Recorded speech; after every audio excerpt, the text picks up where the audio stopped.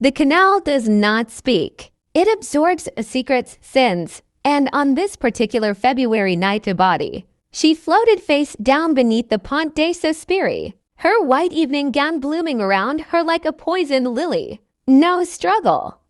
No scream. No witness. Just the quiet lap of black water against ancient stone, and the faint echo of a Vivaldi concerto drifting from Palazzo 3 bridges away. By the time Inspector Mara Conti arrived at the scene, the fog had already begun erasing the night. Her name was Lise Vauclair. French. 34. Art consultant for one of Geneva's most secretive private wealth firms, Chaunoy Acquisitions. She had arrived in Venice 48 hours earlier for the annual Mascheroni Gala, an invitation-only gathering of Europe's most powerful collectors, held inside the crumbling grandeur of Palazzo Grimani. No family in the city, no local contacts on record, one leather carry-on, one burner phone wiped clean, and one thing that made Inspector Conti stop breathing for a full 3 seconds. Lise Vauclair had been dead for the previous 6 months, at least according to French government records. Her death certificate, filed in Lyon on August 14th, listed cause of death as cardiac arrest. She had been cremated. A funeral had been held, flowers sent. Yet here she was, floating in Venice, with fresh bruises on her wrists and a single playing card tucked inside her left glove. The 9 of spades. Inspector Mara Conti was not supposed to be in Venice. She had been on forced administrative leave for 11 weeks, reassigned after her investigation into a Milan art trafficking ring had gone politically inconvenient. She had gotten too close to names that carried weight on names, attached to ministerial offices and old banking dynasties. She had been warned twice. She ignored both. The third warning came in the form of a transfer letter and an empty desk. But when Commissario Russo called her personally at 3 a.m., breaking every protocol he had spent 30 years building, she already knew this case was bigger than protocol. By 6 a.m., she was on the first train from Milan, black coffee in one hand and a growing dread in the other. The Mascheroni Gala had no website, no press coverage, no social media footprint.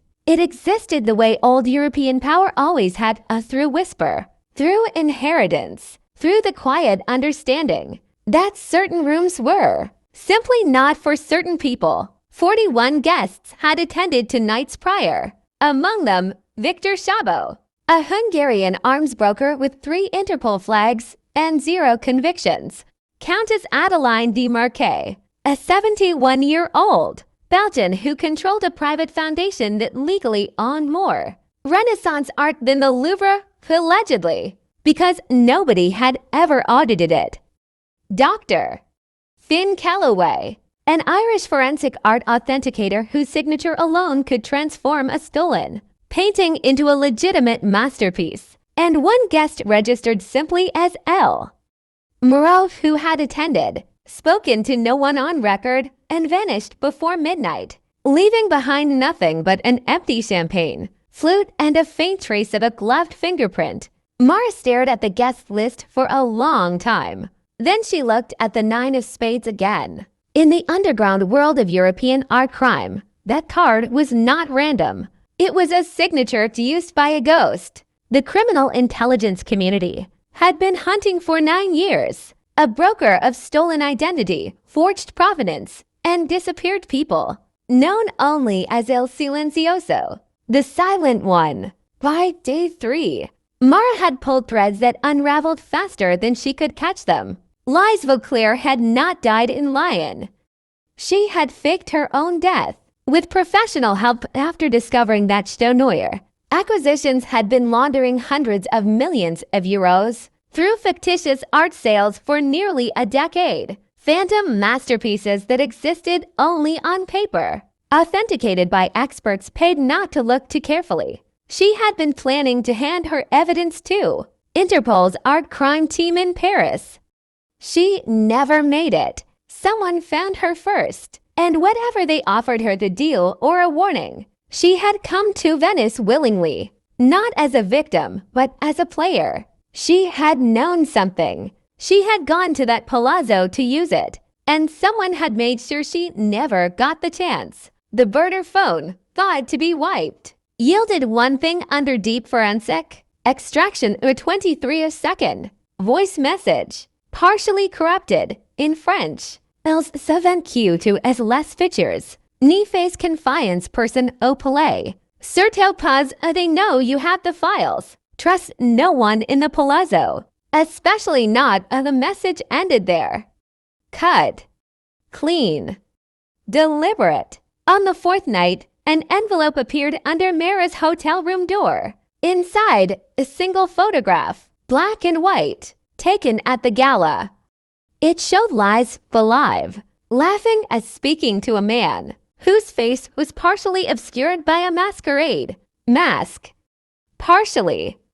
Mara recognized the jawline, the posture, the particular way the man held. His glass like someone long accustomed to being served. She had seen that face before, in a different city, on the wall of the Italian Ministry of Culture. Her stomach turned to ice. She reached for her phone to call Russo.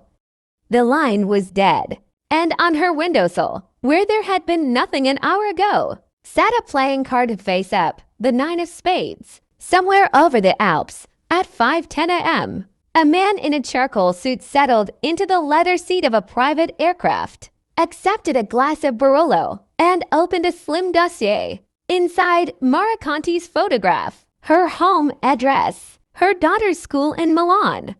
He studied it with the calm, clinical interest of a man who had made difficult decisions before and found them, ultimately, quite manageable. He closed the dossier. Outside the window, Venice disappeared beneath the clouds, its canals, its secrets, its floating dead, all of it swallowed by white fog and silence. He took a sip of wine. Some cities know how to keep a secret. The trick is making sure everyone else does too.